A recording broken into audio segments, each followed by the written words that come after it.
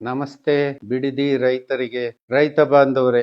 ಈಗಾಗಲೇ ಸರ್ಕಾರ ಏನು ಕ್ರಮ ಕೈಗೊಂಡಿದ್ದಾರೆ, ಇದರ ವಿರುದ್ಧ ತಾವು ಈಗಾಗಲೇ 470 ದಿನಗಳ ಕಾಲ ಹೋರಾಟವನ್ನ ಮಾಡಿದಿರಿ. ಸರ್ಕಾರ ಆಟಕ್ಕೆ ಬಿದ್ದಂಗೆ, ಇಲ್ಲ ನಾವು ಬಿಡಕ್ ಆಗೋದಿಲ್ಲ, ನಾವು ಮಾಡೇ ಮಾಡ್ತೀವಿ ಅನ್ನೋ ಆಟದಲ್ಲಿ ತಮ್ಮ ಹಠಮಾರಿತನವನ್ನ ಮುಂದುವರಿಸಿದ್ದಾರೆ.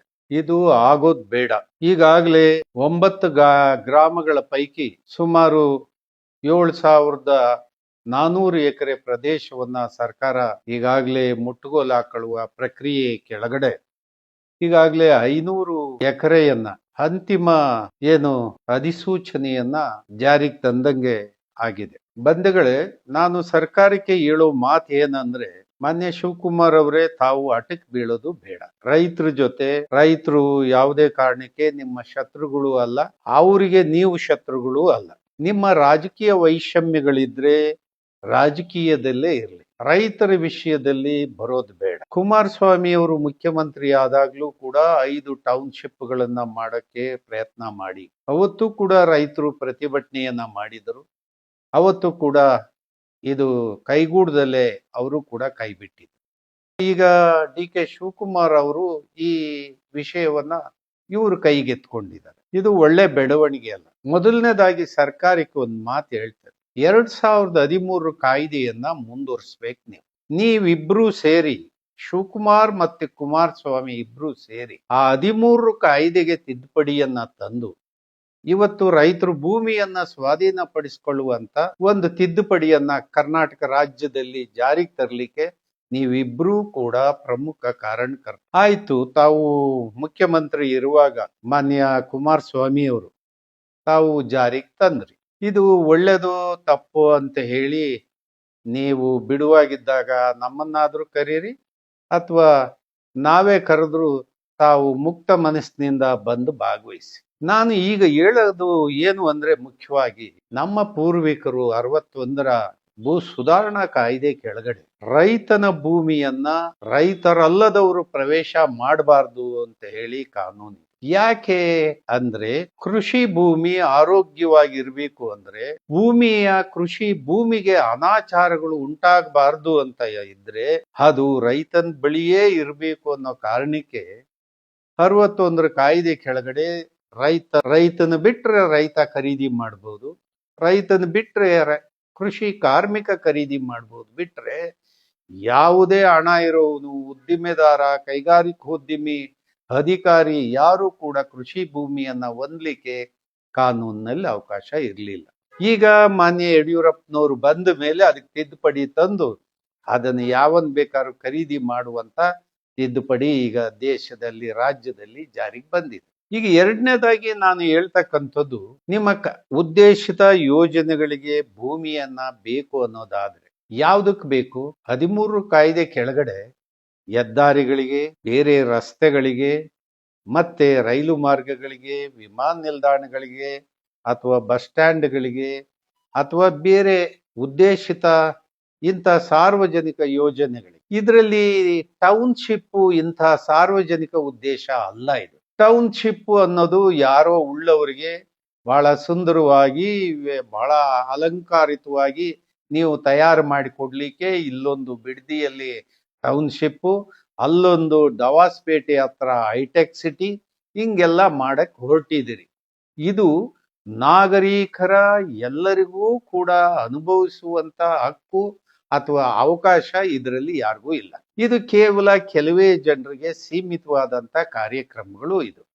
ಹಾಗಾಗಿ ನನ್ನ ಪ್ರಶ್ನೆ ಏನು ಅಂದ್ರೆ, ನೀವು ಕೃಷಿ ಭೂಮಿಯನ್ನ ಮುಟ್ಬಾರ್ದು ಸರ್ಕಾರ. ಅದು ನಿಮ್ಮ ಸರ್ಕಾರ ಇರ್ಲಿ, ಯಾವುದೇ ಸರ್ಕಾರ ಬರ್ಲಿ, 100 ವರ್ಷಕ್ಕೆ ಬರ್ಲಿ, 500 ವರ್ಷಕ್ಕೆ ಬರ್ಲಿ, 1000 ವರ್ಷಕ್ಕೆ ಜನಾಂಗ ಇದ್ರೂ ಕೂಡ ಅವ್ರಿಗೂ ಇದೇ ಕೃಷಿ ಭೂಮಿ ಅನ್ನವನ್ನ ಉತ್ಪಾದನೆ ಮಾಡಬೇಕು. ಆ ಕಾರಣಕ್ಕೆ ಅದನ್ನ ಅರ್ಥ ಮಾಡಿಕೊಂಡು ಕೃಷಿ ಭೂಮಿಯನ್ನ ಅನ್ಯ ಉದ್ದೇಶಗಳಿಗೆ ಬಳಕೆ ಮಾಡಬಾರ್ದು. ಹಾಗಾದ್ರೆ ಈ ಯೋಜನೆಗಳನ್ನ ನಾವ್ ಹೆಂಗ್ ಮಾಡ್ಬೇಕು?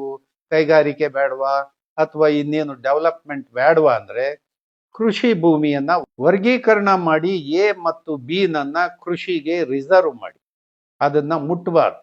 ನೀವು ಮುಟ್ಬಾರ್ದು, ನಾನು ಮುಟ್ಬಾರ್ದು. ಇನ್ನ C and D ಏನ್ ಬರ್ತದೆ, ಇದನ್ನ ಕೈಗಾರಿಕೆ ಬೇಕಾ ಅಥವಾ ಬೇರೆ ಯೋಜನೆಗಳಿಗೆ ಬೇಕಾ ಇದಕ್ಕಷ್ಟೇ ನೀವು ಸೀಮಿತವಾಗಿ ತಗೊಳ್ಳಿ. ಆಮೇಲೆ ನೀವು ಕೈಗಾರಿಕೆ ಮಾಡ್ತೀವಿ, ಯಾರೋ ಏನೋ ಯೋಜನೆಯನ್ನ ನಾನು ಹೈಟೆಕ್ ಮಾಡ್ತೀನಿ ಅಥವಾ ಸಾಫ್ಟ್ವೇರ್ ಮಾಡ್ತೀನಿ ಅಥವಾ ಇನ್ಯಾವುದೋ ದೊಡ್ಡ ಕೈಗಾರಿಕೆ ಮಾಡ್ತೇನೆ ಅಂದ್ರೆ ಭೂಮಿ ಎಷ್ಟು ಕೊಡಬೇಕು ಅಂತ ಹೇಳಿ ಆ ಭೂಮಿಯನ್ನ ಕೊಡುವಂತ ಉದ್ದೇಶಿತ ಒಂದು ಯೋಜನೆ ಎಷ್ಟು 1,000 ಕೋಟಿ ಅಥವಾ ಎಷ್ಟು ಕೋಟಿ, ಅದಕ್ಕೆ ಭೂಮಿ ಎಷ್ಟು ಬಂಧುಗಳೇ, ಈ ಉದ್ದೇಶಿತ ಯೋಜನೆಗಳನ್ನ ನೀವು ಕೈ ಬಿಡ್ಬೇಕು. ಯಾಕೆ ಅಂದ್ರೆ ಈ ಏನಿದೆ CND ಲ್ಯಾಂಡ್ ನೀವು ಕೈಗಾರಿಕೆಗೆ ಬಳಸಿ, ಬೇರೆ ಯೋಜನೆಗಳಿಗೆ ಬಳಸಿ. ಇದ್ರ ಬಳಕೆ ಅರ್ಜಿ ಹಾಕಿದನಲ್ಲ ಉದ್ದೇಶಿತ ಯೋಜನೆಗೆ, ಅವನಿಗೆ ಭೂಮಿ ಎಷ್ಟು ಕೊಡ್ಬೇಕಂತೇಳಿ ಯಾರು ತೀರ್ಮಾನ ಮಾಡ್ಬೇಕು? ಅವನ್ ಕೇಳ್ದಷ್ಟು ಕೊಡೋದ? 100 ಎಕರೆ ಕೇಳಿರ್ 100 ಎಕರೆ ಕೊಡೋದು, 500 ಎಕರೆ ಕೇಳಿರ್ 500 ಎಕರೆ ಕೇಳೋದು. ಅವನು ಯಾರೋ ಕಂಪನಿ ಅವನು BPL ಕಂಪನಿ ಅವನು ದವಾಸ್ಪೇಟೆ ಹತ್ರ 500 ಎಕರೆ ಭೂಮಿ ತಗಂತ ಅವನು ಇವತ್ತು ಯಾರಿಗೋ ಖಾಸಗಿ ಅವ್ರಿಗೆ ಮಾರ್ಕೊಂಡು ಹೋಗ್ತಾನೆ. ಅವನು ಯಾರೋ ಬಳ್ಳಾರಿ ಹತ್ರ ಮೈನಿಂಗ್ ಭೂಮಿ ತಗಂತ 5,000 ಎಕರೆ, ಮತ್ತಾರೋ ಜಿಂದಾಲ್ ನವನ್ಗೆ 950 ಎಕರೆ ಮಾರ್ತಾನೆ. ಜನಾರ್ದನ್ ರೆಡ್ಡಿ ಭೂಮಿ ತಗಂತಾನೆ, ಅದು ಯಾರೋ ಉತ್ತಮ ಅಂತ ಹೇಳಿ ಯಾವ್ದೋ ಕಂಪನಿಗೆ ಹೆಚ್ಚುವರಿಗೆ ಮಾರ್ತಾರೆ. ಇದು ನೀವು ರಿಯಲ್ ಎಸ್ಟೇಟ್ ಮಾಡ್ಲಿಕ್ಕೆ ಈ ಕಾಯ್ದೆಯನ್ನ ಬಳಕೆ ಮಾಡಿಕೊಂಡು ಭೂಮಿಯನ್ನ ಸ್ವಾಧೀನಪಡಿಸ್ಕೊಳ್ಳುವಂತ ವ್ಯವಹಾರವನ್ನ ಮಾಡ್ತೀರಾ? ಇದು ಕೂಡ್ಲೆ ನಿಲ್ಬೇಕು. ಇದು ಒಳ್ಳೆ ಬೆಳವಣಿಗೆ ಅಲ್ಲ. ಈಗ ನಾಳೆ ಭವಿಷ್ಯದ ದಿನಗಳಿಗೆ ಅನ್ನವನ್ನ ಸಾಫ್ಟ್ವೇರ್ ನಿಂದ ತಯಾರು ಮಾಡ್ಲಿಕ್ಕೆ ಆಗೋದಿಲ್ಲ, ಅಥವಾ ಯಾವ್ದೋ ಸಾಫ್ಟ್ವೇರ್ ನಲ್ಲಿ ನೀವು ಈ ಕಡೆ ಹಾಕಿ ದೋಸೆ ತೆಗಿಯಕ್ಕಾಗಲ್ಲ, ಈ ಕಡೆ ಹಾಕಿ ರಾಗಿ ಅಥವಾ ರಾಗಿ ಮುದ್ದೆ ತೆಗಿಯಕ್ಕಾಗಲ್ಲ. ಹಾಗಾಗಿ ಅದು ಹೊಲದಲ್ಲೇ ಬಿತ್ತಬೇಕು, ಬೆಳಿಬೇಕು, ಅಲ್ಲಿಂದಲೇ ಆಹಾರ ನಮ್ಮೆಲ್ಲರ ಬಾಯಿಗೆ ಬರಬೇಕು. ಆ ಕಾರಣಕ್ಕೆ ಇಂಥ ದುರಾಲೋಚನೆಗಳು ಬೇಡ. ನಾವು ಈ ತರ ಮಾಡೋದ್ರಿಂದ ವೇಗವಾಗಿ ನಗರ ಬೆಳೆಯುತ್ತೆ ಅಂತ. ಈ ಬೆಳವಣಿಗೆ ಯಾರಿಗ್ ಬೇಕು? ನಾವು ನಿಮ್ಮನ್ನ ಸರ್ಕಾರವನ್ನ ನಾವು ಆಯ್ಕೆ ಮಾಡಿರೋ ಉದ್ದೇಶ ಏನು? ನಮಗೆ ಇರುವಂತ ಹಣ ಏನ್ ನಾವು ತೆರಿಗೆ ಕೊಡ್ತಾ ಇದೀವಿ, ಆ ಹಣವನ್ನ ಸದುದ್ದೇಶಕ್ಕೆ ಬಳಕೆ ಮಾಡಬೇಕು. ಎಲ್ಲ ನಾಗರಿಕರಿಗೆ ಎಲ್ಲ ಸವಲತ್ತುಗಳಿರ್ಬೇಕು, ಮತ್ತೆ ವಿದ್ಯುತ್ ಶಕ್ತಿ ಇರಬೇಕು, ರಸ್ತೆಗಳಿರ್ಬೇಕು, ಕುಡಿಯೋ ನೀರು ಇರಬೇಕು, ಶಿಕ್ಷಣ ಇರಬೇಕು, ಆರೋಗ್ಯ ಇರಬೇಕು. ಇದು ಎಲ್ಲದನ್ನ ಪ್ರತಿಯೊಬ್ಬ ಕಟ್ಟ ಕಡೆಯ ನಾಗರಿಕನವರೆಗೆ ತಲುಪಬೇಕು. ಇದನ್ನ ಜೋಪಾನವಾಗಿ ಮಾಡಿ ಅನ್ನೋದನ್ನ ನಿಮ್ ಕೈಗೆ ಹಣ ಮತ್ತೆ ಅಧಿಕಾರವನ್ನ ಕೊಟ್ಟಿದೀವಿ. ನೀವೇನ್ ಮಾಡ್ತಾ ಇದ್ದೀರಿ? ನೀವು ಅತಿಕ್ರಮ ಮಾಡಲಿಕ್ಕೆ ಪ್ರಯತ್ನ ಮಾಡ್ತಾ ಇದ್ದೀರಿ. ಈ ಅತಿಕ್ರಮದ ಕಾರ್ಯಕ್ರಮಗಳನ್ನ ನೀವು ಸರಿಯಾದ ಬೆಳವಣಿಗೆ ಅಲ್ಲ, ಇದು ನಿಲ್ಲಿಸ್ಬೇಕು. ಯಾಕೆ ಅಂದ್ರೆ ನೀವು ಕೊಟ್ಟಂತ ಉದ್ದೇಶ ಜನ ಏನ್ ಅಧಿಕಾರ ಕೊಟ್ಟಿದರೋ ಆ ಕಡೆ ನಿಮ್ಮ ಗಮನ ಇರಲಿ. ಅದನ್ನ ಬಿಟ್ಬಿಟ್ಟು ಯಾರಿಗೋ ಟೌನ್ಶಿಪ್ ಮಾಡಿಕೊಡೋದಕ್ಕೆ, ಯಾರಿಗೋ ಹೈಟೆಕ್ ಸಿಟಿ ಮಾಡಿಕೊಡೋದು ನಿಮ್ ಕಾರ್ಯಕ್ರಮ ಅಲ್ಲ. ಈಗ ಯಾರಿಗ್ ಬೇಕೋ ಅವರು ಸಿರಿವಂತರು ಅವ್ರು ಮಾಡ್ಕಂತಾರೆ, ಅವ್ರಿಗೆ ಬೇಕಾದ ಜಾಗ ಕೊಂಡ್ಕಂತಾರೆ, ಬೇಕಾದ ಸವಲತ್ತುಗಳನ್ನ ಹೊಂದ್ಕಂತಾರೆ, ಅವ್ರು ಮಾಡ್ತಾರೆ. ಈಗ ನಿಮ್ ಕೆಲ್ಸ ನೀವು ಮಾಡ್ಬೇಕು. ದಯಮಾಡಿ ಬಿಡದಿ ಪ್ರದೇಶದ ರೈತರು ಆ ಫೋಟೋಗಳನ್ನ ನಾವೆಲ್ಲ ನೋಡಿದೀವಿ, ಹಳ್ಳಿಗಳನ್ನ ನೋಡಿದೀವಿ. ಮತ್ತೆ ಅದು ಸೊಗಸಾದಂತ ಕೃಷಿ ಭೂಮಿ ಇದೆ. ಈಗಾಗಲೇ ಸ್ಟ್ಯಾಂಡಿಂಗ್ ಕ್ರಾಪ್, ತೆಂಗು, ಅಡಿಕೆ ಇತ್ಯಾದಿಗಳು, ತೋಟಗಾರಿಕೆ ಬೆಳೆಗಳು ಬೆಳೆದು ನಿಂತಿದೆ. ಅದನ್ನ ಹೆಂಗ್ರಿ ತೆಗಿತೀರಿ ನೀವು? ಅದು ತುಂಬಾ ಪಾಪ ಅಲ್ವಾ ಅದನ್ನೆಲ್ಲ ನಾಶ ಮಾಡೋದು? ಅದು ನಮ್ಮೆಲ್ಲರಿಗೆ ಅನ್ನ ಕೊಡೋದಪ್ಪ. ಅದನ್ನ ಯಾಕೆ ನಾಶ ಮಾಡಕ್ ಹೋಗ್ತೀರಿ? ಅದನ್ನ ಕೈ ಬಿಡಿ. ನಿಮ್ಮ ರಾಜಕೀಯ ವೈಷಮ್ಯಗಳನ್ನ ಬೇರೆ ಇಟ್ಕೊಳ್ಳಿ.